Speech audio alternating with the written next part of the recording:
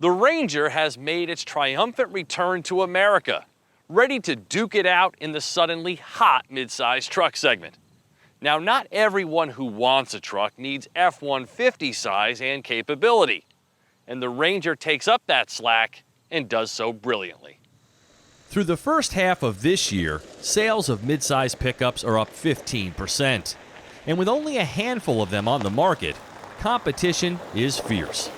Toyota dominates this segment, but its newer rivals have far surpassed it in terms of desirability. Case in point, the new Ranger. Last seen on our shores in 2012, with sales continuing globally during its U.S. hiatus. Unlike the F-150, the Ranger's options are simpler. Start with either the Super Cab model with its small back seat and 6-foot box, or like this, the Super Crew with its 4 real doors and 5-foot box. Then decide if you want 4-wheel drive, and lastly, a trim level, XL, XLT, or like my tester, Lariat. No matter, each Ranger is powered by Ford's highly desirable 2.3-liter Turbo 4 and a 10-speed auto that shifts as smoothly as a baby's bottom. This 4x4 has Dana axles with a double wishbone independent setup in the front and a live axle with leaf springs in the rear. Steel, not aluminum, is the metal of choice, and the optional FX4 off-road package is a must-have at only $1,295, adding an off-road tuned suspension, all-terrain tires, a front bash plate and skid plates, rear locking differential, the very useful terrain management, and trail control, an off-road cruise control system, if you will. I am super impressed with what Ford has accomplished here, bringing big truck polish and accoutrements to a vehicle that's more fun to drive, more manageable, and more fuel efficient. In lightning blue, with the Sport Appearance package, the Ranger is a head-turner, and the level of features in here infuse a luxury vibe. But it's no poser. With nearly 9 inches of ground clearance, wide angles for traversing the outdoors, and 7,500 pounds towing capacity, the Ranger feels equally as rugged. When heading off pavement, Ford makes it super easy to engage 4-wheel drive, choose a drive mode, and monitor what's happening. It's as tough as nails and feels every bit as home out here as it does on the tarmac. The off-road shocks are exceptional at softening the blows, while at the same time delivering a lovable on-road ride that's distinctly truckish with a little bit of head sway, but with a higher degree of sophistication. It's just perfectly comfortable and composed.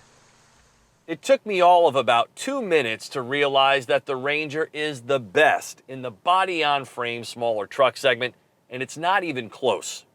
This powertrain is darn near perfect. It's really quick, very smooth, and relatively fuel efficient. And then, with this FX4 package, you get this beautiful yet rugged ride quality, replete with a rear locker and terrain management. So whether you're on the road or off of it, the Ranger just nails it. And this is as close as any of them get to feeling as luxurious as their bigger brother. This, of course, is all more bad news for Toyota, which is struggling to keep the Tacoma competitive. Items such as LED headlights, smart key access on all doors, CarPlay and Android Auto, a bumper you can step on when the tailgate is down, and rear disc brakes are foreign concepts to the sales-leading 2019 Tacoma. Couple that with the fact that the Ranger's 310 pound-feet of low-end torque blows it away and still manages better mileage of 22 mpg, and the only reason you'd go to Toyota at this point is if you didn't know any better. With over $5,200 in options, this robustly stocked Lariat stickers for $45,000. No doubt eye-opening, but considering high-end items like a blind spot information system and cross-traffic alert with trailer coverage, a B&O sound system, remote start, wiper-activated headlights, adaptive cruise control, auto high beams, and power folding mirrors, well, it starts to make a case for itself. This price would be absurd if the Ranger had serious faults, but it doesn't. My biggest beefs center around the absence of an auto 4-wheel drive mode to complement the existing settings and the too familiar-looking cabin.